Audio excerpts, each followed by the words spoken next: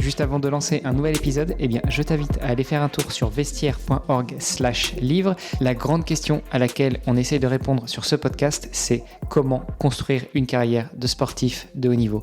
Devine quoi, avec Maxime Dubois-Danguin, on a fait un gros boulot pour synthétiser l'ensemble des interviews qui sont déjà diffusées sur le podcast dans les vestiaires et on a sorti ce qui j'espère sera ton prochain livre de chevet. C'est à découvrir sur vestiaire.org/livre. C'est disponible en version électronique sur notre site et puis sur Amazon si tu veux la version papier. L'avantage, au-delà d'aller chercher un max d'informations en plus de tous les épisodes que tu peux entendre, c'est de pouvoir soutenir toutes les sportives et tous les sportifs de haut niveau actifs interviewés sur ce podcast, puisque tous les bénéfices de ce livre leur seront reversés. Voilà, allez, c'est parti pour un nouvel épisode et n'oublie pas vestiaire.org/livre. À tout de suite. Dis papa, ils font quoi les sportifs quand ils sont pas sur le terrain ?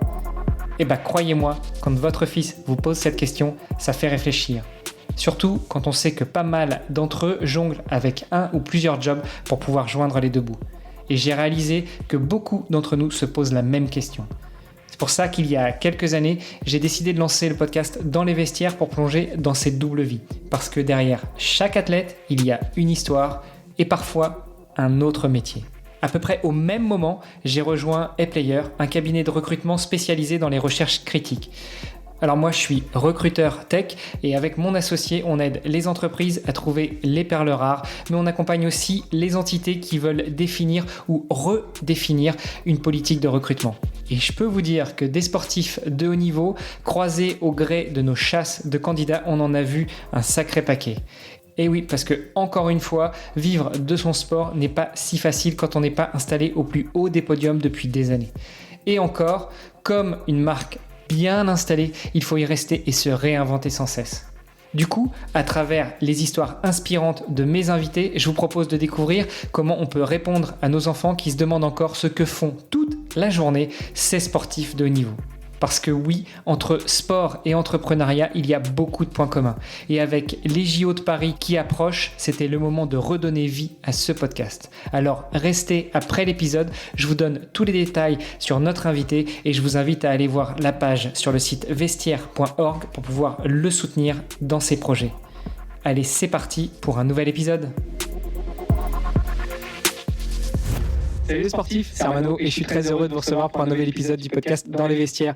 Aujourd'hui, on va parler avec un sportif un peu atypique qui n'est pas que sportif, mais qui n'est pas que entrepreneur, mais qui n'est pas que sportif, qui n'est pas que... Enfin bref, on vient de se faire une petite discussion en off. Normalement, je me dis 5-10 minutes avec mon invité, ça fait une demi-heure qu'on discute. C'est pour vous donner un petit peu l'ambiance. Je pense qu'on va bien se marrer, qu'on va bien s'entendre. Et puis je vais essayer justement de me mettre bien à votre place pour pas être trop dans notre propre délire. Bref, je suis très heureux de recevoir Kevin Soler. Salut Kevin. Salut. Tu vas bien ? Eh ben écoute, ça va après cette demi-heure. Écoute, voilà, c'était détendu. On allait lancer le truc pour être totalement transparent avec les auditeurs. Et puis mon matos a été un peu défaillant, donc on en a remis une couche. Et puis finalement, ça fait encore un quart d'heure de plus. Donc voilà, écoute, on est bien parti, on est chaud. Et d'ailleurs, la première question que je pose à tous mes invités, je leur demande de se présenter. Donc dis-nous tout, qui est Kevin Soler ? Oh là là, je dois parler de moi à la troisième personne ou pas ? Parce que... Non, tu peux parler de toi à la première personne. Moi, je pose juste la question comme ça. Après, tu fais comme tu le sens. T'es chez toi. Ouf, j'ai eu peur. J'avais un côté Alain Deloin qui revenait un peu trop vite. Ouais, mais de loin. Donc, effectivement, Kevin Soler, 32 ans, fraîchement marié, une fille de 13 ans. Je suis un passionné donc, de plein de choses, notamment d'entrepreneuriat, puisque c'est mon métier depuis 2012 maintenant. Et même un peu avant, parce que j'avais déjà monté des petits projets, des petites boîtes avant ça. Je suis aussi un passionné de sport, puisque j'ai fait une carrière dans le sport à côté du business. Passionné de jeux de cartes à collectionner, un côté un peu geek avec les cartes Magic. Musicien à mes heures perdues, puisque je joue depuis que j'ai 14 ans de la guitare et je collectionne du coup les guitares vintage. Enfin voilà, j'aime plein de choses, notamment l'alpinisme en ce moment. C'est un peu mon délire d'aller dans la montagne et de faire des photos d'animaux. Ouais, bon, on a parlé un petit peu de tout ça. T'as résumé une demi-heure de discussion en 30 secondes, c'était pas mal. Attends, tu nous as dit que ça fait depuis 2012 que tu montes des boîtes. On est en 2024, donc ça fait 12 ans, t'as 32 ans, donc t'as commencé à 20 piges, quoi. Ouais, en fait, j'ai commencé même un peu avant, puisque j'ai fait une école de commerce. À 18 ans, j'ai fait un premier stage en Angleterre, et ce stage, j'ai monté une boîte avec un Anglais. Bon, la boîte n'était pas à mon nom, mais on a monté cette boîte ensemble sur mon stage. Je suis parti après d'Angleterre, je suis aller sur ma 2e année d'école de commerce et là je suis parti en Australie où j'ai monté une boîte. Là pour le coup c'était ma propre boîte. J'étais contractuel sur tout ce qui était vente en porte-à-porte. Donc on est un peu dans Loup de Wall Street à l'époque, c'est assez marrant. Et j'ai monté cette boîte qui a bien performé avant de finalement être embauché par une branche de Google et rentrer en 2012 à Sainte-Maxime, monter cette entreprise qui est Virtim, qui est mon entreprise actuelle. Donc effectivement ça a été depuis toujours. Hein. Wow. Ouais, t'étais même pas encore sorti d'école de commerce, t'avais à peine commencé l'école de commerce que t'étais déjà businessman. On va rester un peu sur ce côté entrepreneuriat, entrepreneur, avant de bifurquer sur le côté sportif, puis après on va mélanger un peu les deux. Qu'est-ce qui t'anime, toi, dans le fait, justement, de monter des boîtes, les laisser tourner, récupérer les dividendes, récupérer les boîtes, revendre les boîtes, être salarié Qu'est-ce qui t'anime dans tout ça ? Alors, tu as dit plein de trucs et beaucoup étaient fausses. Super, génial. C'est rare de me faire bâcher comme ça par mes invités, mais j'aime bien. Non, je taquine. En fait, j'ai jamais récupéré les dividendes de la boîte dans laquelle je suis. J'ai toujours laissé ça pour que la boîte continue de grossir. Puisque ce qui m'anime, déjà, c'est absolument pas l'argent. Je redis absolument pas l'argent. C'est important, c'est pas ce qui m'anime du tout. Moi, ce qui m'anime, c'est vraiment cette capacité d'apprendre des nouvelles choses. Donc d'être challengé tous les jours, que ce soit avec mon équipe, que ce soit sur un nouveau produit. Là, tu vois, en ce moment, on développe une branche d'IA, d'intelligence artificielle. Et moi, je me régale, je suis comme un enfant, en fait. J'apprends plein de nouveaux trucs. Tous les jours, ça bouge. Techniquement, il y a plein de nouveautés. Donc ça, c'est hyper intéressant. J'ai pas revendu de boîte, j'ai investi dans des boîtes en tant que business angel. Donc là, ce qui m'anime, c'est plutôt les rencontres et de voir d'autres passionnés, puisque finalement, tu te rends compte que quand tu es entrepreneur, il y a plein de côtés positifs que mettent en avant de super émissions comme Qui veut être mon associé, et c'est bien, hein, ça évangélise sur nos métiers. Par contre, il y a tout le côté négatif qu'on voit pas, hein, le stress, le recouvrement, les collaborateurs, les procès, les machins, enfin tout ce qui va derrière et qui est pas forcément super. La prospection, parce que monter une boîte, c'est bien, mais si t'as pas de prospect qui se transforme en client, en fait, tu dures pas longtemps. Une fois que les allocations chômage s'arrêtent, c'est fini. Ouais, puis moi, j'en ai jamais eu d'allocation chômage puisque j'étais en Australie avant. Donc du coup, j'avais pas de statut, j'ai jamais bénéficié de ça puisque j'ai quasiment jamais été salarié. Au-delà de ça, ouais, comme tu l'as dit, la prospection, c'est pas forcément ce qui fait rêver tout le monde. Même si moi, pour le coup, c'est un de mes trucs favoris, puisque ma carrière en Australie, c'est ce que je faisais, et j'ai toujours aimé ce côté vente. Tu disais tout à l'heure, tu fais du business depuis que tu es en école de commerce, mais en fait, j'en faisais déjà avant, puisque je me rappelle au collège et au lycée, échanger des cartes Magic contre des Warhammer contre des jeux vidéo, revendre des jeux vidéo, racheter des Warhammer, etc. Et déjà avoir ce côté, j'aimais bien faire du business, et c'est pas... pour redonner un truc un peu bullshit qu'on peut voir dans X podcasts de gens qui s'inventent des vies. Moi, j'ai toujours eu cette fibre. Et je le faisais pas encore une fois pour l'argent, c'était plus pour le plaisir du bon deal, tu vois, de gagner. Et je dis souvent cette phrase, je préfère 1000 fois une coupe à un chèque. Et c'était vraiment le kiff d'avoir fait le bon deal. Et à la fin, je me suis dit, j'ai gagné, j'ai fait un bon deal. Bon alors, je recentre quand même le podcast dans les vestiaires. C'est pour savoir comment est-ce qu'on vit de et par sa passion pour les sportives et les sportifs de haut niveau. Donc, j'entends tout à fait. Et moi, c'est pareil. Hein, je préfère une bonne coupe qu'un bon chèque. Par contre, nos amis les sportives et les sportifs, ils préfèrent aussi le chèque qui va avec la coupe. Voire même, t'as peut-être pas forcément la coupe quand t'as la médaille du 2e ou du 3e. Mais tant qu'il y a un chèque derrière, c'est pas mal pour en vivre. C'est clair, d'autant plus que, comme on en discutait juste avant, moi j'ai un parcours un peu particulier puisque je me suis mis au sport vraiment de haut niveau. Alors j'ai toujours fait du sport, on va dire pro, semi-pro ou très très bon amateur, on va dire, dans plein de disciplines avant, parce que j'ai toujours eu cette propension à faire du sport et toujours aimé le sport en général. En street workout en 2012, donc je rentre d'Australie, je quitte un job où je bossais pour une branche de Google, 19 ans, j'avais 500 personnes qui travaillaient dans mon équipe, donc quand même... très gros job, très grosse responsabilité, très gros salaire. Je rentre en France pour monter cette boîte et en parallèle, j'ai un pote qui me dit Kevin, j'ai vu une vidéo, il y a un mec qui fait des pompes sans les pieds, je suis sûr que c'est truqué, toi qui es dans l'imagerie, confirme-moi que c'est truqué. Je vois la vidéo, je dis bah non mec, en fait tout ça marche, c'est vrai, le mec fait vraiment des pompes juste sur la force de ses bras et de ses épaules, c'est dingue mais c'est le cas, ce qu'on appelle une planche d'ailleurs. Et il me dit non mais non arrête. Et je lui dis tu sais quoi, vas-y, allez, challenge accepted, je me laisse un an, dans un an je fais pareil. Et pour la petite anecdote, 6 mois plus tard, je me retrouve en Lettonie à faire les championnats du monde de street workout, où je faisais déjà ce mouvement, effectivement.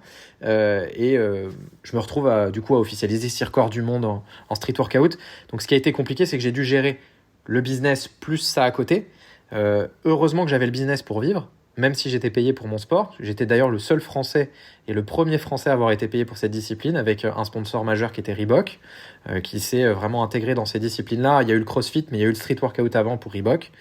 Donc ça a été très compliqué pour moi de gérer au départ parce que moi, il n'y avait pas le côté comment je finance, puisque j'avais mon job à côté, mais c'était plutôt le côté comment ça ne va pas impacter les performances de mon entreprise du fait que je prenne du temps pour faire du sport. Donc l'un dans l'autre, ça revenait à la même chose, mais c'était assez particulier le fait que j'ai fait les deux en même temps, parce que souvent les profils, tu fais du sport de haut niveau, après tu montes une boîte, ou à l'inverse, tu montes une boîte, tu la revends et après tu te lances un challenge sportif. Moi, j'ai fait les deux. C'est pas contre mon gré, je l'ai choisi, mais ça s'est fait un peu de manière inopinée, quoi. Naturellement, on va dire. Naturellement, ouais. Bon, ça vient peut-être aussi de ton profil, de ta façon d'être. On parlait un petit peu justement de certaines facilités que tu peux avoir, que peut avoir ta fille. Bon, on y reviendra. Tu disais que tu as toujours fait un petit peu de sport à bon niveau, comme un bon amateur, avant justement de te lancer dans cette nouvelle discipline, le street workout. Tu faisais quoi comme sport? Enfin, attends, je vais reformuler. Quand est-ce que tu as commencé le sport? Quels sont tes premiers souvenirs de Kevin le sportif? Ça fait bizarre, Kevin le sportif. C'est un peu comme Martin va à la plage, Kevin le sportif. Surtout Kevin, pour ceux qui écoutent et qui jouent aux jeux vidéo, être un Kevin, c'est pas forcément un super argument quand t'es dans les jeux vidéo. C'est pas le meilleur adjectif. En fait, j'ai démarré par le foot depuis tout petit, vraiment tout petit. Ok, là on peut arrêter. Voilà, pour moi le foot c'est pas du sport. Ciao, allez. Je taquine. Tu prêches un convaincu. Ça va, on est bien, on est à la maison. C'est ok pour moi. Non, je suis d'accord. Effectivement, j'ai commencé par le foot. Moi, j'avais de la chance parce que j'ai un père en fait qui travaillait énormément, qui a commencé à l'usine, puis qui un jour a réussi à monter une boîte, et puis cette boîte a grossi progressivement. Donc je voyais pas mon père la semaine. Par contre, c'était le seul qui le week-end était là, et tu sais, il t'emmenait les gens de l'équipe qui avaient pas les parents qui étaient dispo pour aller sur les matchs le week-end. Moi, j'ai eu de la chance, j'ai eu quelqu'un qui m'a toujours poussé derrière et qui nous a un peu poussé avec mon deuxième frère Jordan à l'excellence entre guillemets. Donc toujours il nous a poussé en mode faut gagner. Et donc premier souvenir, c'est le foot. On a eu la chance aussi de déménager à Lille et de se retrouver au LOSC. Attends, après Sainte-Maxime à Lille? Non, Sainte-Maxime c'était après. Ça a été bien après, puisque je suis né en Auvergne, mais j'ai vécu quasi toute ma vie en Franche-Comté, et j'ai déménagé, pour la petite anecdote, plus de 20 fois dans ma vie, donc je ne suis pas forain. Kenji ne fait pas partie de ma famille. Pour autant, j'ai beaucoup déménagé. Donc, du coup, j'ai un frère qui est né à Dijon, j'ai 2 sœurs qui sont nées en Franche-Comté, j'ai un frère qui est né à Lille, et moi je suis né en Auvergne. Ça permet de voir qu'on a fait beaucoup l'est de la France. Donc voilà, j'ai commencé par le foot, on s'est retrouvé au LOSC. Moi j'avais pas le niveau, mon frère si, moi j'avais pas le niveau pour aller au-dessus, puisque dans les sélections, quand t'es là-bas, c'est vraiment l'élite. Après, j'ai fait beaucoup de sports de combat, kung-fu, judo, self-défense pendant au moins 7 ou 8 ans. J'ai fait du tennis de table jusqu'à un niveau national. Je faisais tout le temps les UNSS, que ce soit volley, badminton, etc., où je me retrouvais plutôt bon. Pareil sur les crosses. J'ai fait du skateboard à plutôt bon, voire très bon niveau. Et j'ai fait du ski à très bon niveau. Donc, j'ai toujours fait beaucoup de sport. Le ski depuis que je suis gamin... T'es le profil type de mec que je supporte pas, quoi. C'est le mec, toutes les filles veulent sortir avec toi, le mec super baraque, super musclé, super bronzé, super beau, super sportif. Puis toi, t'es là comme un con à t'arracher pour essayer de performer dans une discipline, alors que toi, t'es balèze dans tout. Dans tout ce que tu touches, ça se transforme en... Ah, c'est mon fils, hein. Mon fils, c'est pareil, mais bon. Alors, je le dis, je ne suis pas bronzé, déjà. Et du coup, ouais, non, en fait, c'est pas que j'ai performé dans tout, mais c'est que je pense que dans le sport, quand t'as trouvé ta formule, tu la réappliques partout, ça marche en fait. Et que ce soit dans le sport ou dans le business, la formule, elle est inner self, ils disent les Anglais, elle vient de toi intérieurement, parce que quand tu sais, moi je sais que j'ai besoin, quand je fais pas mon sport par exemple, d'aller bûcher des vidéos YouTube sur la nourriture, sur comment fonctionne le corps, sur tout ce qui va être à côté finalement de la discipline, mais qui la compose par plein de facteurs. Et ça m'aide, tu vois, d'apprendre ces choses-là. Donc après, ce fameux entraînement invisible. Si tu le reprends pour le business, c'est ce que disait. Il y a plein de chefs d'entreprise qui ont été interviewés aux États-Unis. Combien d'heures tu travailles par mois ou par semaine? Et en fait, ils disaient, si vous regardez les heures où je suis présent au bureau, ça représente X. Si c'est les heures où je pense à mon projet, c'est toute la journée en fait. C'est tout le temps. Ça s'arrête jamais. Et c'est la même chose dans une discipline sportive. L'obsession d'une discipline fait que tu deviens bon. On en parlait avant, l'obsession, c'est un terme qui est clé. Ouais. Et c'est peut-être justement ce qui va faire la différence. Comme tu te dis, plus ça va, et c'est vrai qu'on est sur une tendance souvent à diminuer maintenant un peu la charge d'entraînement en termes de volume horaire, même pour les sportifs de très haut niveau. ça, c'est uniquement sur la pratique en elle-même. Par contre, tout ce qui est de l'entraînement invisible, penser à son sport, chercher le petit gain de performance, chercher comment est-ce qu'on peut s'améliorer par le sommeil, par l'alimentation, par la nutrition de manière générale, sans aller chercher des compléments alimentaires, sans aller chercher après encore d'autres choses, de la dérive, etc. Et tout ça, c'est de l'entraînement invisible. Et c'est ce sur quoi on axe de plus en plus l'entraînement au plus haut niveau, en tout cas. Je vais te donner un point clé là-dessus. La maxime, c'est no pain, no gain, mais elle est complètement faussée pour moi. C'est no brain, no gain, clairement. Et pour te dire, en 8 ans à niveau international, j'ai jamais eu une seule blessure. Jamais. Pourquoi ? Parce que, alors, j'ai jamais pris un complément alimentaire. Je vais pas m'attirer les foudres, mais moi, perso, ça fait pas partie de ma philosophie. Ni même de whey, ni de prot, ni rien du tout. Nada.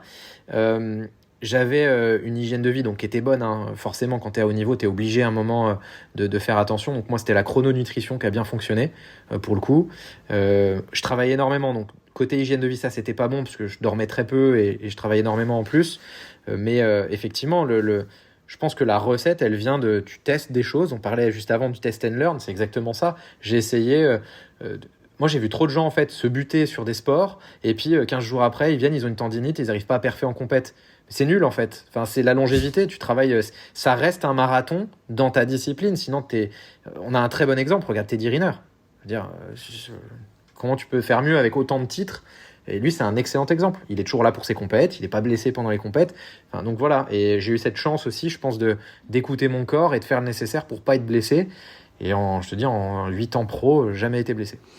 Écoute, je pense qu'on peut faire le parallèle avec l'entreprise, hein. Ça fait 12 ans que ta boîte, elle vit, elle performe, et puis que vous allez atteindre des sommets. Donc, il y a aussi un parallèle à trouver là-dessus. Ah, c'est clair. Encore une fois, c'est la recette qui est réappliquée ici. Et puis, il y a des fois, il faut savoir écouter son corps, comme écouter sa boîte, comme écouter ses collaborateurs, comme écouter son préparateur si t'en as un. C'est juste une question d'écoute et de ressenti, en fait. Il faut être connecté avec ce que tu veux faire.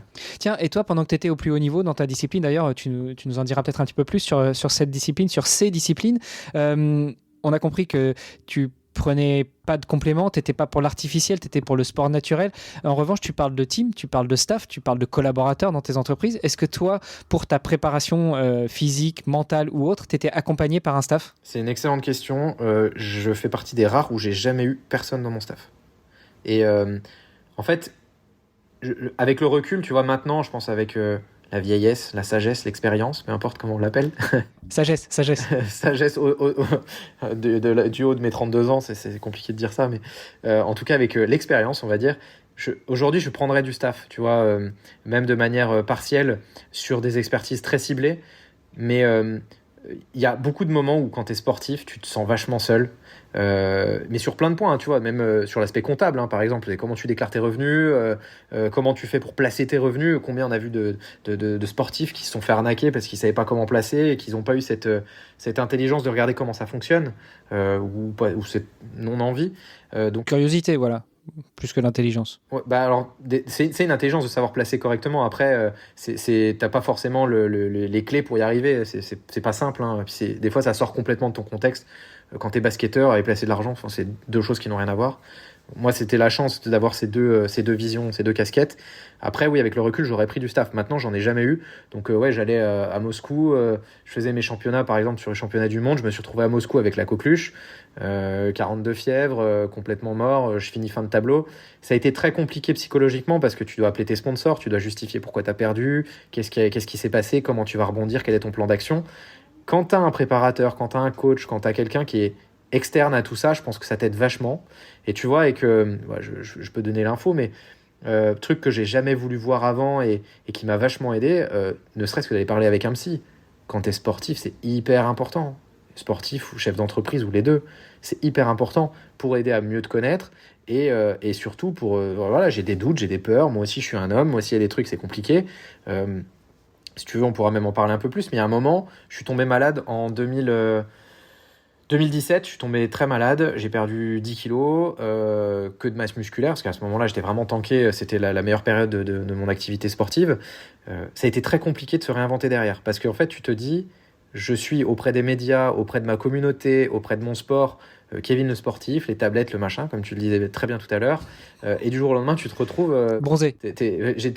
J'avais même pas le bronzé pour moi, si tu veux, à ce moment-là. J'aurais aimé, à la limite. mais j'étais même pas bronzé. Et du coup, c'est compliqué, il faut se réinventer, il faut se dire, ok, je suis qui finalement? Au fond de moi, je suis qui, je suis quoi? Et moi, j'avais la chance de me dire, bah ok, je suis aussi un chef d'entreprise, et je suis peut-être un chef d'entreprise avant d'être un sportif, puisque dans mon sport, j'ai aussi été, je pense, bon, ça a été un de mes facteurs de différenciants, de pouvoir facilement parler avec les médias, avoir cette capacité d'élocution qui faisait que un média, il n'allait pas forcément interviewer toujours le meilleur, il allait prendre celui qui savait bien parler sur un plateau télé. Donc j'ai eu la chance de faire l'équipe, télé, magazine, etc. par rapport à ça. Puis ils te réinvitent derrière quand ils voient que tu as de la matière, tu as des choses à apporter. Pareil pour les sponsors. Reebok, pour la petite anecdote, quand ils sont arrivés, et là on rentre bien comme ça dans le thème du podcast, mais quand ils sont arrivés et que je les ai rencontrés, ils cherchaient en fait à monter une team d'experts par rapport à des disciplines un peu urbaines, on va dire. Donc il y avait le street workout dedans. Ils ont interviewé plusieurs personnes, ça s'est fait sur Skype, je m'en souviens. Et moi, je suis le seul sur l'entretien. J'arrive au départ, je dis écoutez, le fait que je rentre dans la team, ça va vous apporter tel reach sur vos réseaux sociaux, tel taux de conversion, l'image de marque et l'empreinte de marque, ça va amener ça. Je leur mettais des stats. Et là, ils finissent, ils sont bouche bée, tu vois, ils me disent rien. Et à un moment, j'ai une des deux de chez Reebok qui me fait vous parlez tout le temps comme ça? Je dis ouais, je suis habitué, je suis dans le marketing, donc forcément, je suis dans le digital. Putain, ça fait plaisir d'avoir quelqu'un qui nous parle un langage qu'on connaît, qu'on comprend et qui va nous servir. Parce qu'à un moment, on vous met en concurrence, mais nous, vous êtes un produit marketing pour nous. Faut pas l'oublier. Et à ce moment-là, savoir se vendre par les métriques que j'avais amenées, etc., et la capacité d'élocution, ça m'a énormément aidé. Et je pense que même si j'avais été en fin de tableau dans mon sport, c'est pas tout à la fin, mais en tout cas, on va dire au milieu de tableau, ils auraient pris ça. D'ailleurs, on le voit sur les égéries, ils ne sont pas forcément toujours les meilleurs, sont parfois les plus beaux, ceux qui parlent le mieux, qui ont la meilleure vision au niveau des médias, etc. Et là, je pense que ça, c'est un des éléments qui m'a aidé aussi à négocier des deals qui m'ont financé mon sport. Ouais. Et des fois, ils achètent aussi l'histoire. Alors, on revient un peu sur le foot, même si, bon, bref, le foot, c'est du sport, on est d'accord. Moi, ce que j'aime pas, c'est les valeurs parfois qui sont autour de ça, mais ça, c'est un autre sujet. Et on n'est pas là pour parler de ça. Mais tu prends un Kylian Mbappé, c'est l'un des meilleurs. Et puis, il y a l'histoire qui va derrière. C'est le projet Kylian, etc. Et on en parle de plus en plus, notamment dans les podcasts où on est un petit peu moins... on se permet un petit peu plus de choses que dans les médias traditionnels. C'est vrai que souvent, les sportifs et les sportives qui sont soutenus, sponsorisés, c'est pas forcément les meilleurs. C'est ceux qui savent le mieux communiquer. C'est ceux qui savent mieux mettre en avant le produit. Et tu l'as très bien expliqué. Et je te remercie pour ça. J'imaginais pas qu'on parlerait de ça dans l'épisode d'aujourd'hui. Mais c'est aussi un peu une masterclass pour celles et ceux qui nous écoutent et qui se disent mais moi je suis sportif de niveau, moi je suis le meilleur du monde, moi je suis le meilleur d'Europe, etc. Mais je trouve pas de partenaire. Mais peut-être que tu trouves pas de partenaire parce que tu ne sais pas faire ça. Peut-être là, tu dois te faire accompagner. Et puis attends, il y a quand même un autre point qui est clé. Reebok, ils sont pas venus me chercher. Moi, j'ai pris mon téléphone, j'ai appelé les marques, j'ai DM sur Facebook à l'époque, ça fait vieux encore une fois, parce que on dirait que t'as 72 ans. C'était le levier le plus important à l'époque, en tout cas au niveau des réseaux sociaux. Et si tu savais le nombre de messages privés que j'ai envoyés à des marques, mais de tout, hein, là où je pensais qu'il y avait un storytelling intéressant, donc il y avait une réflexion de dire, ok, telle marque, j'ai les bonnes valeurs, je pense que je peux être une figure pour cette marque, ça fait sens, je vais leur expliquer ça. Et sur les milliers que j'ai envoyés, il y a eu Reebok, j'ai signé avec Pouline à l'époque, ce qui était Calbut et tout ça, et ça, je me retrouvais bien dedans parce que j'ai été un grand fan avec le skateboard, le ski, etc. J'ai signé avec une marque d'énergie drink et j'ai signé avec Polar aussi, les montres. Donc c'est des gens, ça démarre par, je les appelle, ou je leur envoie un DM, ou je leur écris sur LinkedIn parce que je trouve les bonnes personnes, puis après je leur écris sur Instagram, puis après je leur écris sur leur Instagram perso, je les persécute, on peut presque utiliser le terme, jusqu'à ce qu'ils disent à un moment, c'est bon, on va lui octroyer un quart d'heure de notre temps et on va échanger et voir ce qu'il a à nous dire. Et ça, c'est vrai qu'on a souvent tendance à l'oublier. Le sportif, en fait, il a plein de métiers. Il doit être très bon dans son sport, c'est une chose, mais derrière, il doit négocier des deals. Je parle au début, hein. Je parle pas d'un Kylian Mbappé qui a aujourd'hui un staff. Tu parlais du storytelling. Kylian Mbappé, c'est son staff. Il a une équipe marketing qui est dédiée à ça. Il a des community managers pour les réseaux sociaux qui sont dédiés à ça. Et là, pour le coup, lui, les marques viennent le chercher. Il est tellement exposé au niveau des médias. Mais parlons plutôt à la 99% des sportifs de haut niveau aujourd'hui qui sont pas médiatisés. Quand tu veux l'être, tu es obligé d'appeler les gens là. J'appelais même les télés, moi, à un moment, en disant, écoutez, je fais du street workout, regardez le drapeau humain, c'est impressionnant, on pourrait peut-être faire un reportage là-dessus. Et j'allais jusqu'à leur donner la thématique du reportage en essayant de les nourrir avec des choses qu'ils connaissaient pas forcément. C'est ce qui m'a emmené après au Guinness et à faire des records du monde parce que je savais que médiatiquement parlant, ça allait être intéressant. On avait un sport qui visuellement, et on a un sport qui visuellement est intéressant. Et donc du coup, ça aidait. Donc j'appuyais énormément là-dessus. Donc ce travail de démarchage initialement, trouver les bonnes cibles, leur écrire, se faire exposer, donc en parallèle d'aller voir les médias, d'aller voir aussi des marques et performer, c'est un vrai job. Et quand tu es au départ, tu le fais tout seul. Tu peux pas avoir un staff qui fait ça. C'est trop compliqué. Ça coûte trop cher. Trop compliqué, ça coûte trop cher. Ou personne ne fait mieux que toi. C'est toi qui incarne le mieux ton projet, en fait. Tu vois, ce matin, j'avais un entretien d'embauche pour ma boîte. J'avais un jeune qui venait. C'est sa mère qui était venue me donner son CV sur un salon. Et je lui ai dit à sa mère, je lui ai dit, vous vous rendez compte, c'est à lui de venir me voir. C'est pas à vous. En fait, je trouve ça beau ce que vous faites. Mais c'est lui qui devrait être là un samedi matin, le premier à l'ouverture du salon, à venir me donner son CV en me disant, j'ai très envie. Votre boîte, j'adore ce que vous faites, je veux en faire partie. Là, c'est pareil en tant que sportif. Quand tu vas voir Reebok et que tu leur dis, les gars, je vais mouiller le maillot pour Reebok parce que moi, c'est une marque qui me plaît dans ses valeurs, dans ce que ça véhicule, et je vais tout faire pour faire rayonner cette marque. Ne serait-ce que de dire ça, c'est tout bête, hein, c'est tout simple, mais 9 sportifs sur 10, ils vont pas le dire. Ils vont dire à la limite, ok, je suis meilleur, j'ai tant de médailles. Cool, et alors ? Est-ce que tu es dans la bonne démarche ? C'est intéressant ce que tu dis. Alors, à la fois, je suis d'accord et à la fois, j'émettrais une petite variante. Tu vois, moi, si je prends mon exemple personnel, alors on n'est pas là pour parler de moi, mais je pense que ça illustre bien. Cet été, je te le disais en off, j'ai traversé la France en courant. J'avais mis l'accent sur ma préparation physique, sur la préparation logistique, sur faire en sorte que tout se passe le mieux parce que marié, 4 enfants, un boulot, se préparer à traverser, à courir 1400 bornes en 29 jours, ça demande quand même pas mal d'abnégation et pas mal de temps. Donc j'avais laissé un peu de côté toute la partie justement recherche de partenaires, recherche de sponsors. Je le faisais un petit peu à la volée, mais pas tant que ça. Et puis tu pourrais me dire, en fait, c'est toi qui es le mieux placé pour aller voir les marques, pour te vendre, pour leur demander, pour leur expliquer, pour leur expliquer la teneur du projet. En plus, moi, j'avais loué ça avec 2 causes caritatives, donc je me suis dit, au-delà de mon engagement à moi, ça peut être aussi que du bon pour les marques qui voudraient m'accompagner, me soutenir, tu vois. Et en fait, c'est le jour où mon épouse a décroché le téléphone et a commencé à contacter les marques, les journaux, les hôtels qui nous ont hébergés, etc., que tout a changé. Alors, est-ce que c'est qu'une question de temps ? Est-ce que c'est une question d'image ? Est-ce que c'est une question aussi que parfois, quand tu es dedans, quand tu es à fond dedans, quand tu es le nez dans le guidon, ou même quand tu es un petit peu, timide ou tu as un peu ce syndrome de l'imposteur, t'oses pas faire tout ça. Alors, qu'est-ce que tu en penses ? Je rebondis sur ce que tu dis et j'ajoute à ce que j'ai dit. Ce que je vous dis, c'est ce qui a marché pour moi, ça marche pas pour tout le monde, et il y a des variantes, et c'est pas la vérité absolue. En revanche, ce que tu dis, c'est très vrai, et je pense que le fait que ce soit porté par ta femme, c'est déjà beaucoup plus puissant que si c'est porté par une agence. C'est important de le dire, puisque quand elle t'explique, c'est mon mari, machin, il va faire ça. Encore une fois, on revient sur le storytelling. Storytelling, aujourd'hui, il est obligatoire. Est-ce que si toi tu l'avais fait, tu aurais eu de meilleurs résultats ? On ne le saura pas, puisque finalement ça s'est pas passé comme ça, et que toi tu avais 1 milliard d'autres choses à préparer. Moi, ce que je pense, c'est que de toute façon, tu dois mettre les efforts en avant sur là où est ta valeur ajoutée. Moi, je savais que négocier des contrats, ça faisait partie de mes skills, et je savais faire ça. Si toi, par exemple, tu me dis, mais moi je déteste prendre mon téléphone, je n'y arrive pas, ça me stresse, j'ai les mains moites, ça s'entend, mais t'as bien raison, il faut que ça soit ta femme qui le fasse. Et là, pour le coup, je comprends tout à fait. Donc ça, c'est un des autres points. Après, vous aviez une belle histoire, tu vois. Comme tu l'as dit, je suis père, 4 enfants, c'est ma femme qui appelle parce que moi, je me prépare, je cours. Enfin, c'est génial, t'es une marque, t'expliques ça, tu dis on a soutenu une vraie cause, qui en plus avait 2 causes caritatives derrière. Forcément, ça fonctionne après. Encore une fois, je le dis à des sportifs qui parfois sont seuls, qui sont pas forcément mariés, qui peuvent être très jeunes des fois. Et c'est compliqué. Et on valorise de plus en plus, et ça se voit, je trouve, les prises d'initiative, puisqu'il y en a peu. Donc ceux qui ont cette prise d'initiative, ça marche à un moment ou à un autre. Et je refais un parallèle business, mais dans cette entreprise, en 2016, on a switché, on travaillait essentiellement avec des PME, des petites sociétés, vers des grands groupes. Et ça a été juste une fois de prendre de l'initiative, d'essayer d'appeler un grand groupe, un Orange, un GRDF, un SNCF, et de se dire, OK, je les appelle et on va voir si eux, ils arrivent à acheter mon produit. Et en fait, de cette prise d'initiative, où on ne pensait pas être légitime, on l'est devenu au fil de l'eau. Même principe, des fois, il ne faut pas avoir peur d'aller taper la grosse marque. Tu vois, typiquement, quand en street workout, j'avais tenté Monster à X reprises, Red Bull à X reprises, j'ai jamais réussi à les avoir. J'ai eu à la fin une marque française qui faisait l'energy drink, et ça a été, je pense, mon plus gros partenariat, financièrement parlant. Donc comme quoi, l'un dans l'autre, ça m'a emmené à ça. Donc, je me suis rabattu progressivement sur plus petit, mais finalement, j'étais pas un numéro pour eux, et ça, c'était vachement cool. Non, puis t'as dit une chose aussi, je me permets de rebondir dessus, c'est que en fait, essayez, putain.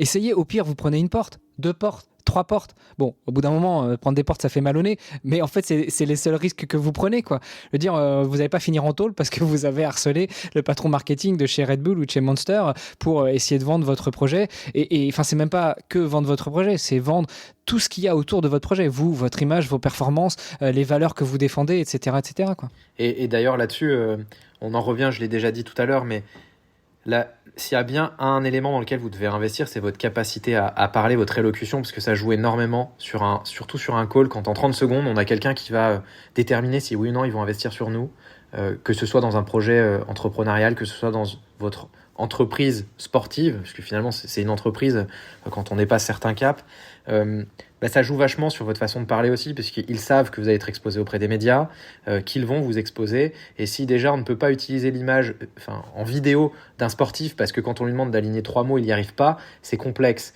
Je dirais pas ça en disant allez, faites vos études, finissez vos études, c'est pas ce que ça veut dire. Ce que ça veut dire, c'est renseignez-vous sur qu'est-ce qu'on attend quand on est un directeur marketing d'un sportif. Quel est lui son retour sur investissement, son fameux ROI.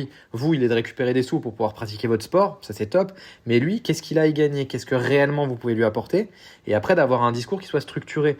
C'est pas inné de savoir parler à quelqu'un de cette manière-là, et il faut pas avoir de stress là-dessus. On s'est tous retrouvés dans cette situation-là. Si vous êtes stressé, la petite astuce, elle est simple, c'est dites-vous que tout le monde a été stressé à cette place-là. Et moi, j'avais un prof d'éco, ça va te faire sourire, qui me disait « Tu l'imagines en train de chier ». Et effectivement, c'est un super conseil. Je fais beaucoup de conférences et si tu veux, ça fait beaucoup de gens qui sont en train de chier quand j'arrive et que je suis stressé. Mais c'est un véritable conseil qui marche. Et dans un entretien d'embauche, c'est pareil. Quand tu es avec un sponsor, c'est pareil. Dis-toi qu'il est humain aussi.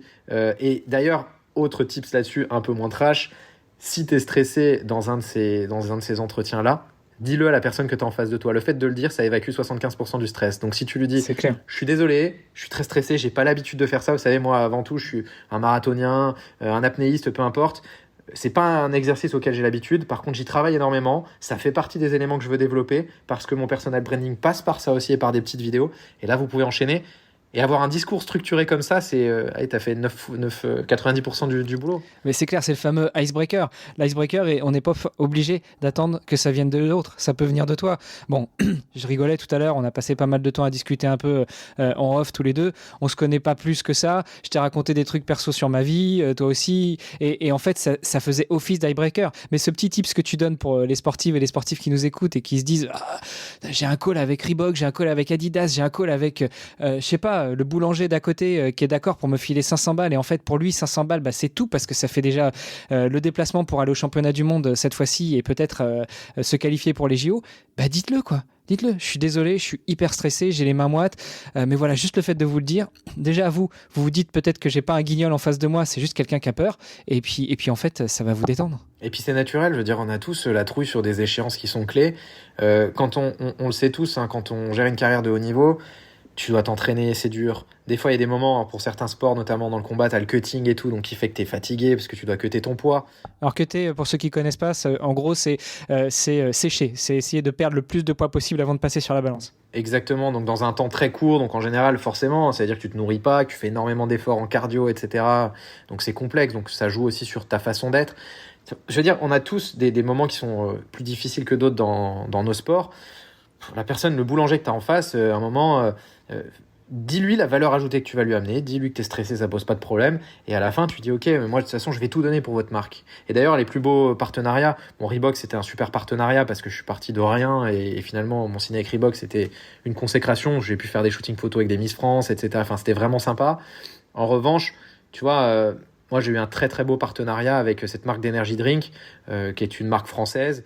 Mais tu peux la citer d'ailleurs, on n'est pas à la radio, hein, vas-y. Hein. Oui, c'est Human Energy. La marque a fermé, il y a quelques années. Ils ont changé de positionnement, ils s'étaient trompés. La boisson était super bien, il y avait des bonnes valeurs. Et pour le coup, tu vois, ils m'ont fait à mon anniversaire, ils m'avaient offert j'avais 3 records du monde à l'époque, ils m'avaient fait un poster avec ma tête dessus qu'ils avaient distribué pour les fans. Et c'est des petites attentions qui sont super cool. Et c'est encore une fois, c'est pas sur le côté financier, même si c'était un des plus gros partenariats financiers que j'avais. Pour la petite anecdote, et on va parler d'échelle parce que je pense que ça peut intéresser tout le monde. Qu'est-ce qu'on gagne quand on est sportif sur des sports un peu underground? Alors moi, je vais le reprendre depuis le départ. Comment on négocie le prix d'un partenariat? Parce que ça, je pense que ça peut être intéressant. Le prix du partenariat, il a deux aspects. Le premier, c'est la marque que vous avez en face. Parce qu'on sait qu'il y a des marques qui ont plus de budget que d'autres. Forcément, le boulanger du coin, il va pas pouvoir mettre autant que Reebok. En revanche, quand vous êtes face à Reebok, il y a une concurrence qui est énorme. Et vous allez jouer dans la cour des grands, donc contre des gens qui vont potentiellement avoir beaucoup plus de followers que vous, puisque c'est l'un des éléments clés aujourd'hui qui va faire la valorisation de ce que va vous donner un sponsor.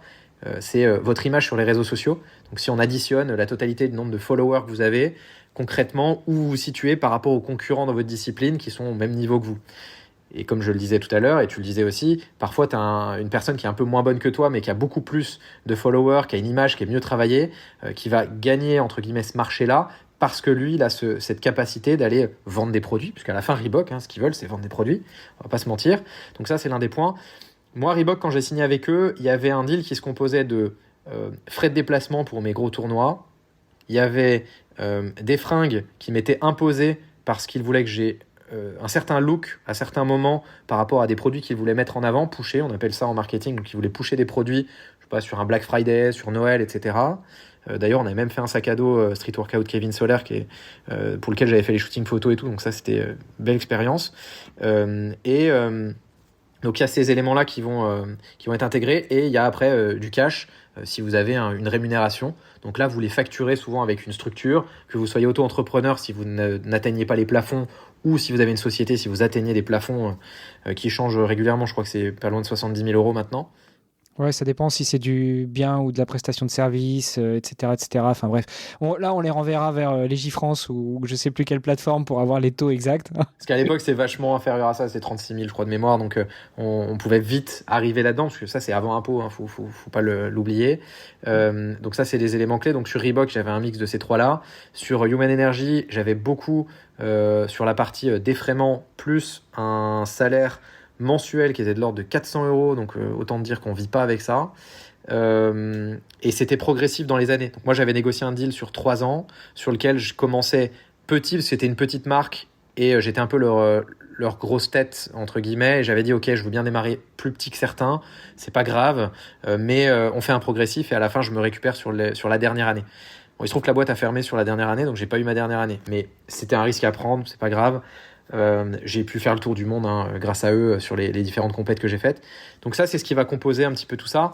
Et après, il y a aussi la tête de la personne que vous avez en face de vous et votre capacité à la convaincre. Il y a eu des bras de fer, notamment sur cette marque d'énergie drink, où ils m'ont fait une première offre. J'ai refusé, et l'offre finale, c'était à peu près 2,5 fois l'offre initiale qu'ils m'avaient faite. Parce que je savais ce que j'avais, ce que je valais, ce que je pouvais apporter à cette marque, et que j'avais rien à perdre. Au pire, ils m'auraient dit non, je perdais le deal initial qui me convenait pas. Donc, c'était un risque à prendre. Donc ça c'est ce qui va composer un petit peu cette rémunération-là. Et après, vous allez avoir parfois aussi sur les réseaux sociaux des pushs particuliers. On va vous dire, fais-moi une promotion pour une marque. C'est vraiment ponctuel, on va dire. Donc tu vois, j'ai fait des trucs pour Viktor & Rolf par exemple, les parfums, etc. J'avais fait une pub Instagram où j'avais pris à l'époque 400 ou 500 balles pour la pub. Voilà, c'est des petits coups de pouce qui peuvent être intéressants à l'approche de certaines compètes, etc. Et on a la chance sur l'aspect plutôt physique et médical d'avoir un système français qui est quand même magnifique, il faut pas l'oublier sur cet aspect-là. Donc quand tu vas voir un kiné, pour peu que tu sois passé voir le médecin avant, tu peux ne pas payer ces frais-là. Au pire, tu fais juste l'avance de fonds, ou si tu as une bonne mutuelle, sinon aussi ça peut aider. Donc ça, c'est quand même vachement bien. Dans d'autres pays, aller aux États-Unis, et là, vous voyez qu'ils ont certes un staff de malade, par contre, ça leur coûte des centaines de milliers de dollars par an, juste sur le staff. Dans l'autre paramètre qui rentre dans la rémunération, il y a aussi parfois des primes à la performance, même chez les sponsors. Donc en gros, t'es champion du monde, on te file 1000 balles, 5000 balles, 10 000 balles de plus, etc. Ça vient en plus des primes de course ou des primes de compétition qui, elles, sont versées par les organisations. Après, moi, je mets toujours ce gros disclaimer-là sur ces fameuses primes de course, de compétition, voire même les primes de sponsors. Parfois, ça fait rêver. On peut se dire, je sais pas, si on prend un sport que je connais très bien, l'Ironman, tu vas gagner un Ironman, parfois tu as 50 000 euros de prize money. Déjà, c'est à splitter entre les différents vainqueurs, hommes et femmes. Et puis en plus, même, admettons, tu touches 50 000 balles quand tu gagnes un Ironman. Ouais, cool. Mais un Ironman, c'est 1 an de préparation. C'est un énorme budget en termes de staff. C'est un énorme budget en termes de matos. Donc au final, quand tu touches les 50 000, c'est limite tu rembourses tes dettes avant, après toi, de prendre un peu d'argent. Et les impôts sont passés par là en plus au passage. Tiens, oublie pas les impôts parce que dites-vous que en gros, ce qu'on vous donne, il y a la moitié qui sort. Alors on a un système, il faut y contribuer. On n'est pas là pour parler de ça, mais t'as quand même la moitié qui sort. Donc effectivement, le price pool, c'est pour les premiers. Donc parfois, c'est jusqu'aux 3 ou aux 5 premiers, donc à diviser à valeur non égale. Forcément, le premier gagne plus. Après, t'as les impôts et après, bah, t'as tout ce que ça t'a coûté pour venir, pour déplacer, etc. Donc les one-shots, ça ne marche pas. D'ailleurs, pour la petite, je pense que beaucoup sont au courant, mais quand tu regardes la composition des revenus d'un Cristiano Ronaldo, d'un Mbappé, si on prend les gros sports, l'essentiel ne sont pas dans leur salaire ou quoi, c'est plutôt dans les publicités. Dans les contrats d'image. Voilà, sur l'image, et non pas sur j'ai gagné une Coupe du Monde. D'ailleurs, on le voyait, je crois que je sais plus combien c'était, je crois que c'est 200 000 euros que gagnent les sportifs de l'équipe de France quand ils gagnent la Coupe du Monde, c'est quelque chose comme ça. Enfin, c'est énorme pour le commun des mortels que nous sommes, mais c'est ridicule par rapport aux revenus que eux ont dans leur club. Donc en fait, c'est sûr, tu prends Kylian Mbappé qui a 130 millions maintenant, je crois. 130 millions, quand on lui dit 200 000 balles parce que tu as mis une étoile de plus sur ton maillot, à la limite, il pourrait dire écoute, les 200 000, tu les gardes et puis tu les donnes à la femme de ménage. Alors attention, hein, c'est pas du tout dénigrant, mais voilà, c'est pas du tout, on n'est pas du tout dans le même rapport. Ah, mais au même titre que, moi, dans ma discipline, il y avait des montants, c'était ridicule. Tu vois, tu gagnais les championnats du monde, les prize pools qu'il y avait à la fin, c'était 1000 balles ou 2000 balles. Ça paye même pas ton billet d'avion quand tu dois aller à Taïwan. Tu vois, j'ai fait 2 fois les étapes de qualif à Taïwan. Ça me coûtait, heureusement que j'avais le sponsor qui, là pour le coup, c'est Human Energy qui avait pris à sa charge. Heureusement que j'avais ça. Alors après, ça m'a permis d'aller visiter aussi ces endroits que je serais jamais allé voir naturellement, parce que tu penses pas forcément à Taïwan en premier lieu. Par contre, c'était canon et je me suis régalé. Mais donc voilà, il y a sur cette partie-là, oser les choses. De toute façon, au pire, tu l'as dit, tu prends une porte. Bon, t'as pris une porte, c'est pas grave. Et d'ailleurs pour nos amis les célibataires c'est pratique parce que quand on a pris 12 dans la journée par un sponsor, le soir si tu sors et que tu vas les draguer et que tu reprends une 13e et une 14e porte, tu l'as oublié parce que qu'il y en ait 12, 13, 14 ou 15, c'est pareil. J'adore ton état d'esprit. Génial. Bah, tu peux tout composer dans le même, en fait ça reste une porte, donc bon à la fin c'est pas grave, hein, que tu sois un homme ou une femme, et effectivement c'est ce que je disais en Australie quand je faisais du porte-à-porte. Le soir, tu vois, j'avais pas de problème à aller en boîte et à aller draguer parce que, bon, dans le pire des cas, je me faisais rejeter 20 fois. J'avais été rejeté 150 fois dans le job la journée, ça faisait 170 à la fin. Sur les 170, t'augmentes quand même drastiquement tes chances qu'il y a un moment que ça marche. Donc, c'est clair. Par contre, après, en termes de qualité, non, je rentre pas dans le jeu. Ah, il y avait quand même un paquet de cibles possibles, si tu veux. Bon, on digresse, mais en fait, on n'a même pas encore parlé de ton sport, justement. Est-ce que tu peux nous expliquer en quoi ça consiste? Quel est ton palmarès? Quel était un peu ton état d'esprit, justement, quand tu étais en compétition? Et puis, je terminerai. C'est ma spécialité, je mets beaucoup de questions dans une seule question, mais comme ça, tu picores un peu. Quel parallèle tu faisais entre sport et entrepreneuriat et sport, même si, on va pas se le cacher, on le dit à chaque fois, être sportive de haut niveau, c'est être entrepreneur dans son sport. Alors, mon sport, ça consiste en quoi? En général, quand on me demande de le pitcher en une phrase pour les gens qui ne connaissent pas, je dis que c'est un dérivé de la gym 2.0. J'aime pas faire le mix avec le crossfit, même si ça pourrait être le cas, parce que le crossfit utilise des poids et nous, c'est pas le cas. Donc en fait, c'est de la gym sur un parcours de santé et on est noté sur des runs de 2 minutes où on va comprendre plusieurs choses. Alors la réglementation a pas mal évolué ces derniers temps. On va avoir un juge en général qui va noter le côté plutôt dynamique des mouvements. Donc une pompe, je saute, je clappe mes mains, c'est un mouvement dynamique. Les mouvements statiques, donc le drapeau humain qui était moi ma vraie force, hein, donc à la verticale sur la force des bras et des abdos. Le côté, je vais dire un peu plus chorégraphie, lien avec la musique et innovation, qui est le 3e facteur, puisque et c'est ça que j'ai vraiment adoré dans ce sport. Moi, je faisais le gros parallèle avec le skateboard, où je suis arrivé dans le skate, il y a plein de mouvements que tu pouvais inventer, un flip dans un sens, dans l'autre sens, ça tournait etc. Et là, dans le sport, quand je suis arrivé, il y avait rien, il y avait pas de figure qui était délimitée par une fédération qui disait si tu fais le run avec ça, c'est le run parfait. Il y avait rien de tout ça. Donc en fait, on jugeait au feeling, et c'est ça que j'ai beaucoup aimé au départ, puisque des fois, on se retrouvait. Et t'as un Lettonien qui passait devant toi, ou je sais pas, un Ukrainien ou un Espagnol qui passait avant toi dans le run, et il te sortait un mouvement que t'avais jamais vu nulle part. Donc il y avait ce côté, wow, le mec a fait un truc de fou, dans une cohésion globale de dingue, parce que tu finissais la compète, tout le monde se tapait dans la main, et tu disais, mais mec, on a vu ton truc de dingue, est-ce que tu peux me montrer comment t'as fait? Et il t'expliquait le mouvement. Donc il y a eu vraiment ce côté qu'on retrouve dans le skateboard, hein, quand on regarde, c'est le côté freestyle. Donc c'est en ça que consiste ma discipline, et tu as 2 runs, et à la fin des 2 runs, tu as un classement qui est fait par rapport au nombre de points qui sont donnés par rapport aux juges et aux différents critères que tu dois respecter. Donc forcément, tout ce qui est dynamique, c'est plutôt la force, statique, c'est plutôt l'agilité, etc. Et le reste, c'est plutôt d'englober ça, on va dire, dans un beau paquet cadeau pour que ça fasse du sens par rapport à un storytelling, à une histoire, etc. Donc par rapport au sport, c'est ça que je peux dire. Comment je mêlais ça avec l'entrepreneuriat? Ça a été super compliqué parce que lancer une boîte, il faut le savoir, ça demande énormément de temps et d'énergie, surtout quand on veut réussir et qu'on a des ambitions de réussite qui sont, je vais dire, assez élevées. Et de toute façon, un business, pour qu'il marche, il faut y passer du temps. On va pas se mentir là-dessus. Que de dire aujourd'hui qu'un business marche sans qu'on y passe du temps, c'est pas vrai. C'est ce qu'on voit sur Instagram, mais c'est faux. Ça n'existe pas. Oh non, oh bah non. Tu pourras pas devenir milliardaire avec un caillou et un bout de ficelle. Je suis désolé. Mince. Ça La n'existe. semaine des 4 heures, tout ça, non, c'est pas vrai. Tu peux essayer, tu m'en diras des nouvelles. Je suis curieux de savoir. Donc voilà, après, comment je gérais au niveau du planning dans la semaine? C'était complexe, que je me levais vers 6h. Je bossais globalement jusqu'à 20h, 21h, 22h. Ça dépendait des jours, ça dépendait de ce qu'on avait à faire. Et après, je m'entraînais pendant 2h, 2h30 le soir, chez moi, ou à l'extérieur, avec une frontale, voilà, dans un parcours de santé. Et le week-end, je m'entraînais le samedi environ 7h et le dimanche environ 7h. L'avantage du poids du corps, c'est que vu que tu ne rajoutes pas de charge, ton corps il est à même d'accepter ça sans normalement te blesser. C'est-à-dire que tu sollicites tes muscles à hauteur de ce que ton corps peut encaisser, puisque c'est ton corps avec le poids de ton corps. Et c'est ce que j'explique quand on me disait est-ce qu'un enfant peut faire ce sport?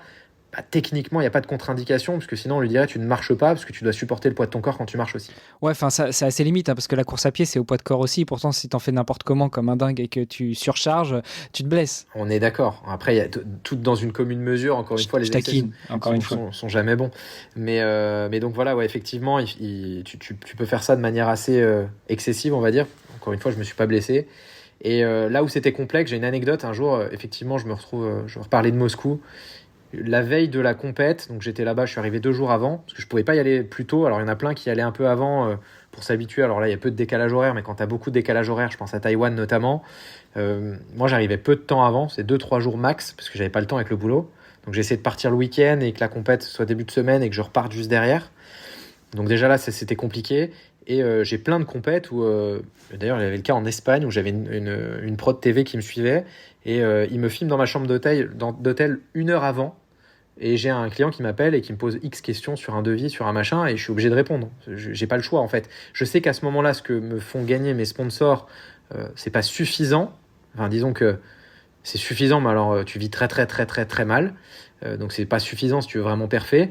Donc ce boulot, c'est aussi ce qui me fait, qui me fait marcher. Donc je suis obligé, et ce qui me fait bouffer, donc je suis obligé de répondre à ce client. Et 1 heure avant, quand tu es 1 heure avant ta compète, normalement tu fais le vide et t'es pas du tout dans répondre à un client. Et je pense que finalement c'est ce qui a marché aussi pour moi, hein, dans mon truc, c'est d'avoir la tête là, et c'est ce qui me faisait pas être trop stressé. Parce que j'étais prêt et parce que j'avais la tête dans 12 000 trucs en même temps. Ouais, c'est ce que j'allais dire en fait. Il y en a qui gèrent le stress de manière totalement différente et on le voit quand on prend des sports tels que la course à pied. Mettez-vous dans un sas de course à pied, tu vas avoir Jean-Pierre qui est fermé, qui a ses écouteurs et qui écoute rien, qui voit rien et qui entendra juste qu'une seule chose, c'est le coup de feu au départ ou la musique de Hera, tu sais, vachement motivante et puis tout le monde s'en va. T'as Martin qui lui, il saute partout, il fait des sourires et puis limite il va taper sur le dos de tout le monde et puis au bout d'un moment tout le monde dit écoute c'est bon tu saoules là, laisse-nous nous concentrer et puis t'as le chef d'entreprise qui au bout du téléphone et puis ça part, il met le téléphone dans la poche et il y va quoi. Exactement. Et puis c'était un peu mon sas de décompression aussi parce que comme tu l'as dit c'est une entreprise le sport et j'avais mon entreprise à côté, j'avais les deux en même temps, l'un était un peu ma soupape pour l'autre, donc finalement je pense que l'ambivalence c'est ce qui m'a beaucoup aidé. Après je sais que j'ai oublié une partie de ta question, j'allais dire, mais... Ouais, non, mais c'est ça. Et est-ce que justement, tu trouvais aussi certains parallèles entre le sport et l'entrepreneuriat? Je veux dire, par exemple, souvent, on associe au sport la résilience, le fameux no pain ou no brain, no gain, l'abnégation, le déni de la douleur, tout ce genre de choses. Est-ce que ça, tu le transférais... Enfin, déjà, est-ce que toi, tu trouvais ces choses-là dans le sport? Est-ce que tu le transférais dans l'entrepreneuriat? Et est-ce qu'il y a d'autres choses que tu prenais de l'entrepreneuriat que tu emmenais dans le sport? Par exemple, la rigueur. Par exemple, le fait de savoir faire le choix. Tu le disais, tes sponsors, ils te payaient suffisamment éventuellement pour vivoter, voire pour acheter des épinards, mais peut-être pas pour mettre du beurre dans les épinards. Par contre, c'était ta boîte qui te permettait, elle, de vivre et donc de performer. Tu vois, apprendre à faire ce choix-là. Est-ce que tu trouvais ces parallèles et est-ce que l'un nourrissait l'autre et l'autre nourrissait l'un? Ouais, bah alors concrètement, oui, très clairement. En fait, d'ailleurs, c'est ce que je disais, c'est marrant, j'en parlais ce matin. Dans mes recrutements actuellement, le premier truc que je regarde, c'est pas les diplômes, c'est pas l'expérience, c'est si tu fais du sport et à quel niveau. Et si tu marques que tu as fait du sport de haut niveau, je sais que tu as un certain nombre de valeurs qui font qu'on va bien s'entendre et que même si je dois t'apprendre une partie du métier, j'arriverai à te l'apprendre, alors que ces valeurs-là, tu es obligé de les avoir par le travail que tu as produit toi-même. C'est toi, ça t'appartient, c'est à toi de base, ou alors par rapport à l'effort que tu as dû générer, etc. Donc ça, c'est le premier point. Le deuxième, c'est que tout ce qui est résistance à la douleur, rigueur, abnégation, résilience, c'est clairement des valeurs du sport. Et j'ai eu la chance et ou la malchance de vivre les deux en même temps. Et encore une fois, de trouver exactement les mêmes choses en même temps, alors qu'il n'y avait pas les mêmes impacts, encore une fois, parce que je savais que dans le fond, ma carrière sportive, elle allait avoir une durée de vie, une durée de péremption. Là où tu peux être entrepreneur jusqu'à très très tard, ça pose moins de soucis déjà. Tu as des sports, hein, je ne fais pas de la pêche sportive où je pourrais dire à la limite je peux être plus vieux ou de la pétanque. Dans mon sport, c'est pas possible. Enfin, je sais qu'aujourd'hui, je suis has-been complet, c'est plus possible. Mais donc je savais que le business, ça allait durer sur plus longtemps. Donc déjà, j'avais abordé les deux comme une course long terme et pas juste sur un one-shot. J'ai pris ce qu'il y avait à prendre dans le sport en me disant que ce qui m'était arrivé, c'était... Je peux pas dire que c'était du hasard, parce que je déteste ce terme, pour le coup, mais que j'ai eu beaucoup de chance. Finalement, il y a eu pas mal de planètes qui se sont alignées et j'ai kiffé. On va pas se mentir là-dessus. J'ai kiffé jusqu'au terme où tu commences à avoir trop de sponsors et tu as la pression de te dire je dois justifier quand je perds, etc. Alors là, tu le justifies vis-à-vis d'eux, alors qu'à l'inverse, dans la boîte, tu justifies parce que tu dis merde, si j'ai pas rentré ce contrat, comment je paye les salaires à la fin du mois? Donc en fait, encore une fois, les deux valeurs sont les mêmes et tu les vois pas de la même manière. En revanche, quand on dit le sport de haut niveau, c'est la même chose que monter une boîte, et monter une boîte, c'est un sport de haut niveau, je valide à 10 000%, mais clairement. Bon, on avance. J'avais dit que je te prendrais pas trop de temps. Moi, je pense que les enfants vont pas tarder à arriver, donc à foutre le bordel dans l'enregistrement. Je te propose qu'on se dirige doucement vers la fin. Il y avait une question, malgré tout, que je voulais te poser, parce qu'on en a parlé en off au tout début, sur le ton de la déconne. Encore une fois, ce fameux icebreaker. Tu as les deux bras tatoués. Tu nous racontes un petit peu les histoires, et tu es obligé de les raconter parce qu'on les voit pas. Enfin, en podcast, les gens vont pas le voir. Ça n'a rien à voir avec le sujet, c'était juste pour le délire. Alors, je tiens déjà à préciser pour toutes les personnes qui nous écoutent qu'il n'y a pas de site où on me retrouvera tout nu et on verra ses tatouages. Donc désolé, je vous prie de m'excuser, je suis désolé pour vous. Alors les histoires, je vais pas tout raconter parce que, comme tu l'as dit, j'ai deux bras tatoués des épaules jusqu'au poignet, donc il y a beaucoup d'histoires derrière ça. C'est marrant parce que le tatouage, j'y suis venu du jour au lendemain. J'ai fait un premier petit tatouage, j'étais plutôt douillet et j'étais pas très réceptif à cette douleur j'étais plutôt trop réceptif à la douleur justement. Et en fait, ça a fait sourire un peu tout le monde autour qui m'a dit oula, bah toi t'y retourneras jamais. Et en fait, tu vois, quelques années plus tard, j'en ai de partout. C'est le toi tu y retourneras jamais qui t'a collé. Tu sais, c'est ce truc de sportif. Toi tu vas jamais gagner. Toi tu vas jamais le faire. Tu y retourneras jamais. Toi tu y as été. Bah maintenant que t'en parles, ça se trouve c'est ça. Merde, heureusement qu'on m'a dit que ça. Le défi. Mais et du coup, en fait, non, je suis parti là-dessus. Enfin, moi, ça m'est très propre. Il y a rien à retenir de ça. Mais moi, j'avais envie d'écrire une partie de mon histoire sur mes bras par principe pour pas oublier un certain nombre de choses qui me sont arrivées dans la vie. Et tu vois, je vais parler d'un premier que j'ai sur l'intérieur du biceps. 7-6-12, c'est la date de création de ma société actuelle. Donc, parce que pour moi, ça a été un gros switch dans ma vie. Je suis parti d'Australie pour monter cette boîte. J'ai quitté l'école. J'étais en parallèle encore étudiant et tout. J'ai déménagé. Et cette boîte, ça a été un gros switch dans ma vie qui était important. Donc ça a été pour moi, c'était clé, cette date. Elle était importante. On en parlait tout à l'heure. J'ai un paquet de trucs, mais dans un des crânes que j'ai, qui est tatoué sur mon bras, j'ai la forme dans l'œil qui est l'Australie. parce que l'Australie m'a forgé, l'Australie m'a appris énormément de choses, et c'est un peu mon pays de cœur. D'ailleurs, dans le bureau, on l'entend pas, même si elle ronfle un peu, j'ai mon chien qui s'appelle Sydney. Tu vois, c'est pas un hasard. Après, j'ai pas mal de phrases, et j'ai beaucoup de phrases qui sont autour de l'effort, qui sont autour de, tu vois, fluctuat nec mergitur, elle tangue mais ne sombre jamais. Donc la résilience. J'ai un compas type rose des vents, avec à chaque point cardinal un symbole qui ressemble un peu à une flèche et qui veut dire le succès. Donc sous-entendu, peu importe où j'irai, ce sera succès. Donc j'ai pas mal de choses qui tournent autour de ça en fait, sur la réussite. Et après, bon, j'ai mon symbole qui est le lion, et Gémeaux sur l'autre côté qui est mon ascendant. Voilà, donc c'est assez drôle parce que je ne suis pas croyant, mais je suis énormément axé sur les symboles. Tu vois, j'ai beaucoup de symboles, là pareil, la réussite, le défi, etc. Il y a un truc qu'on retrouve très peu, c'est la famille, puisque moi j'ai une histoire un peu complexe là-dessus. Mais voilà, après j'ai tous les animaux totems, j'ai un loup, j'ai un corbeau, j'ai pas mal de ce qu'on appelle des glyphes, des runes, etc. Et est-ce que, tu vois, on pourrait croire que je t'ai posé une question comme ça à la con, qui sort de son contexte. Moi, au contraire, je pense qu'il y a beaucoup de contexte, notamment avec le sport. Et en quoi ton sport, ta pratique ou les enseignements que tu as eus dans le sport, tu les as retranscrits dans ces tatouages sur tes bras? Parce que ça fait partie de ce qui te compose, et qu'il y a un moment... je pense qu'on a différentes étapes de vie. Tu vois, on en parlait quand je suis tombé malade, que tu dois te réinventer, etc. Et c'est un peu des cocons que tu casses pour avancer. Et c'est des étapes qui t'ont constitué, qui t'ont construite. Et en fait, pour moi, c'était symbolique de mettre ces étapes sur mon bras avec un peu ce parcours comme une fresque, et ces différentes choses. Et pour que ce soit au-delà de juste ancré psychologiquement, c'est aussi ancré dans ma peau, parce que c'est comme ça que je suis. Et quand tu es sportif, il y a un paquet de trucs, même entrepreneur d'ailleurs, que tu as du mal à accepter de toi-même. Tu vois, on en parlait en préambule sur le côté HP, on en parlait sur la façon de réfléchir, sur certaines valeurs. C'est difficile, tu vois. Tu as fait le parallèle et la boutade au départ quand tu as dit putain, t'es chiant, tu as performé dans plein de trucs. C'est des images qui nous collent à la peau. Donc, c'est pas pour faire une métaphore avec le tatouage, mais je pense que plus tu vieillis, plus tu les acceptes, ces images, et tu dis en fait, je m'en fous complètement, c'est moi, je suis comme ça, et peu importe. Et c'est le cas, et je vais finir là-dessus, quand tu m'as dit, putain, moi, mon fils, il s'est fait tatouer aussi, et là, il est en train de se battre pour se faire un deuxième tatouage, et la réflexion que vous avez eue avec ta femme, c'est de dire, ouais, à 60 ans, tu vas ressembler à quoi? Et je t'ai dit, j'espère qu'il t'a répondu, à 60 ans, j'en aurais tellement rien à faire, parce que le regard des autres ne m'importera peu.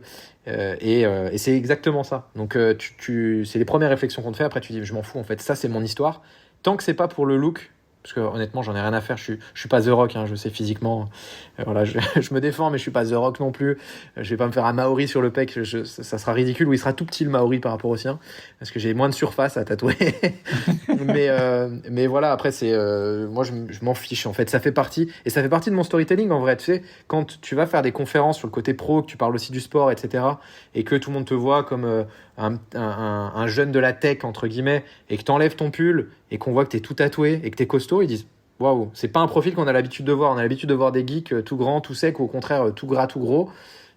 Bah là, moi ça fait partie de ce qui me compose. Donc c'est pas une question bête, c'est une question qui est profonde, et où tout le monde va se retrouver dans ce que je dis, mais en tout cas c'est ma réponse personnelle.